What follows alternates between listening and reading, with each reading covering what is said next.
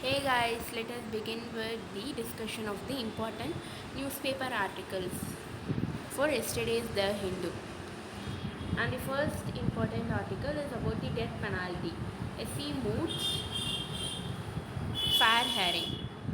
So, the Supreme Court on Monday referred to Constitution bench the question of how to provide accused in death penalty causes a meaningful, real and effective hearing of the mitigating circumstances a judge, before a trial judge. So they are basically trying to list down the mitigating factors to avoid extreme penalties like death sentence, because every person has a basic fundamental right to life.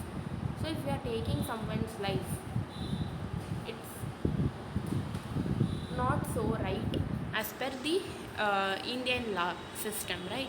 So they are saying, is death penalty really needed? If it's needed, in what circumstances? So there is a hearing. There was a hearing going on in the Supreme Court.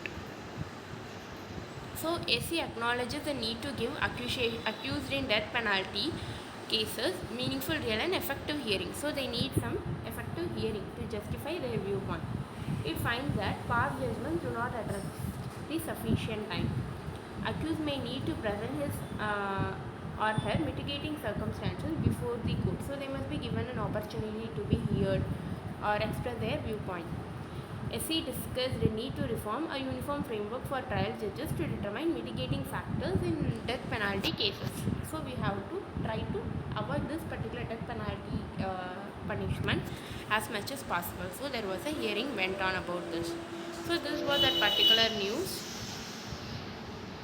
And the next important news was about Rajnath, our defense minister, on 2-day Egypt visit. So he went to Egypt and agrees to focus on defense cooperation. So we are going to cooperate with Egypt defense sector and we are going to do some deals. So this is that particular meeting.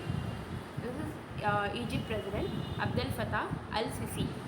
They met in Cairo. So India and Egypt, they agreed to further develop military cooperation and focus on joint training, defense co-production and maintenance of equipment.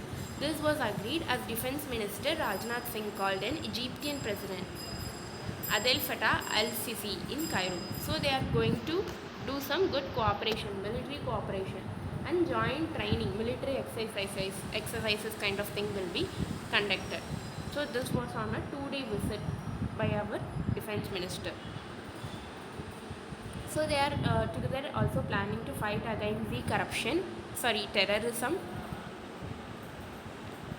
and also we are about to sign a MOU, that is Memorandum of Understanding on defense cooperation between India and Egypt. So India has expressed interest in acquiring military platforms from India among other things. The Egypt government is considering the indigenous LCA for its fighter requirement also, that is light combat aircraft. So they are asking for some defense cooperation and we are going to sign a MOU with Egypt. And the next news is about the oil ministry. It seeks review of windfall tax, wants certain fields exempted. So ministry writes to finance minister noting contracts have built-in mechanism to capture windfall gain. Says additional tax may result in firms paying more than the gain itself.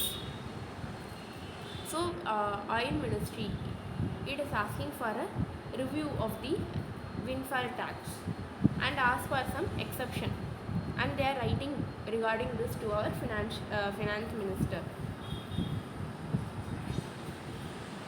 because they are saying that it will result in paying more than gain itself. So we will not have any gain at all, we will be paying more tax than what we earn. This is the argument by the oil ministry. So the oil ministry has sought a review of the 2.5-month-old windfall profit tax on the domestically produced crude oil, saying it goes against the principle of fiscal stability and it contracts for finding and producing oil. So this has to be reviewed, and we have to wait for the further measures or improvement in this particular news. And the next news is about the finance minister urges the World Bank on IFSC. So they are urging the IFSC to raise lending to India. So who is our finance minister? Yes, Nirmala Sitharaman ma'am.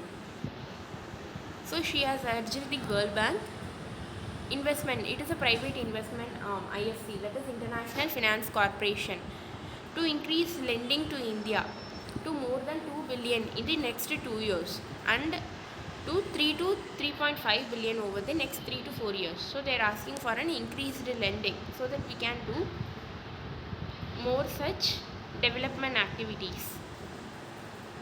So this will help us to adopt a proactive approach to scale up India's investment and would extend financing MSME in order to bolster the country's effort to the manufacturing hub.